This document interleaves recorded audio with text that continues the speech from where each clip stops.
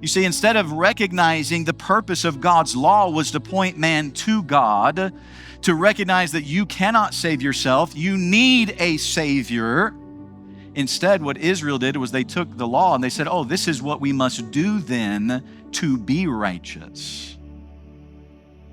See, that was never what God intended.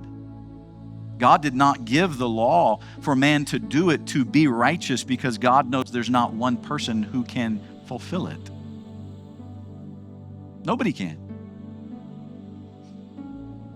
So God says that they have corrupted the purpose of it now. They reduced the law to an external written code. But what Christ did when Christ came, He reasserted the inward code, the spiritual, that God is trying to work on our heart. He's not just trying to give us a list of rules and say, okay, do these things, and if you look right, then you'll be okay. No. God says you're never going to look right. You're never going to look right. In fact, even Jesus said, except your righteousness exceed the righteousness of the Pharisees.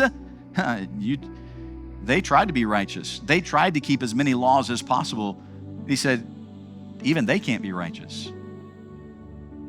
But Christ brings in the new. Now Christ begins to deal with the heart, again showing that it was not about the outward, but it was about the inward. The old was fading because it was always intended to be the preliminary to a much greater covenant.